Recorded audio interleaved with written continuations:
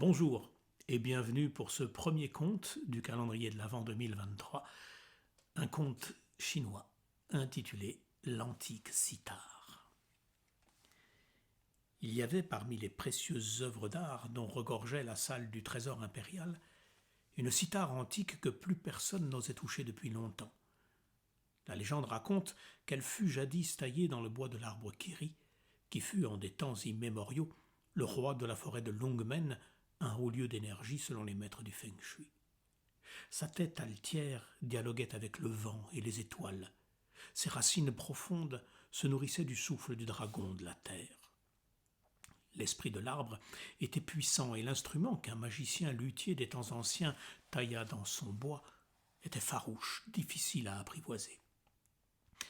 Rares étaient les musiciens qui parvenaient à l'accorder, plus rares encore ceux qui pouvaient en tirer des sons mélodieux. Wang Ti, le mythique empereur jaune, fut le premier à en jouer, et il composa dessus des airs oubliés qui, dit-on, pouvaient chasser les nuages ou apporter la pluie.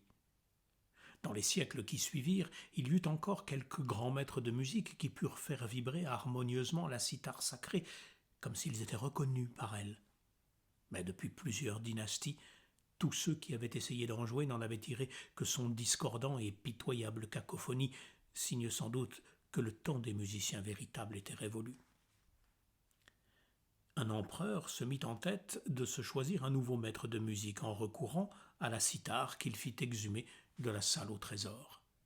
Il voulait savoir s'il existait quelqu'un dont l'art avait encore une once de magie ou si pareil talent n'était plus que légende d'antan. Il fit annoncer dans tout l'Empire les termes du concours. Peu de musiciens se présentèrent aux portes du palais de peur de perdre la face devant le Fils du ciel en personne.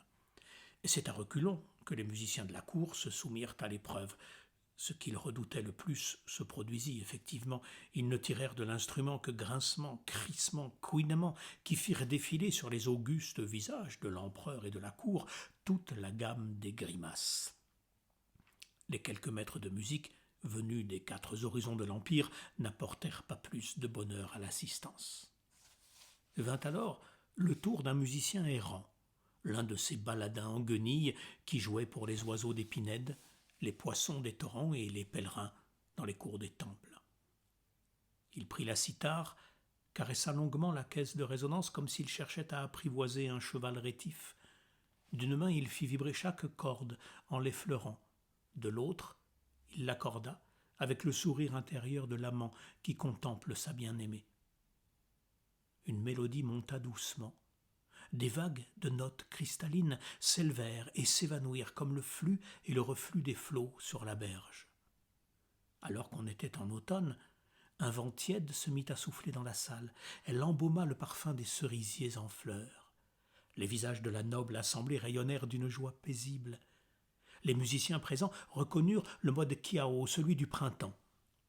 La musique s'accéléra soudain et prit la tonalité tché.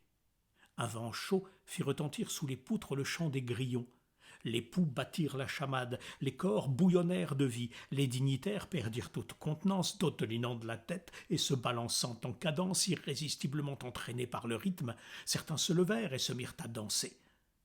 La musique ralentit et s'appuya sur le ton you. Un vent glacial siffla sa complainte entre les colonnes de marbre.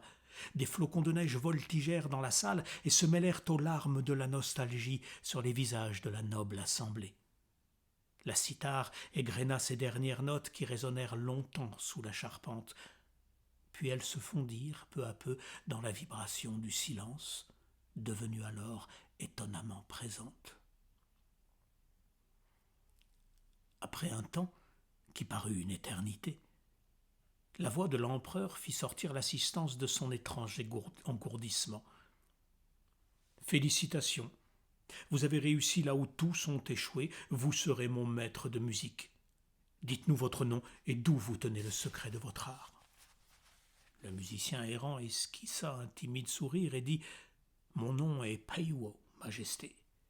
À mon humble avis, les autres ont échoué car ils voulaient faire entendre leur propre musique. Quant à moi, j'ai laissé la cithare chanter les thèmes de son choix. Et je serais incapable de dire si c'est Peiwo qui joua de la cithare ou la cithare qui joua du Peiwo. Grâce à cet instrument divin, je suis allé jusqu'au bout de mon rêve de musicien et je n'en ai plus besoin.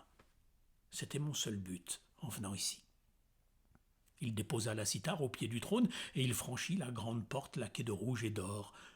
Quand l'empereur sortit de sa stupéfaction, il donna des ordres pour qu'on rattrape le maître de musique qu'il s'était choisi, mais la brume de l'automne avait englouti son ombre. À demain.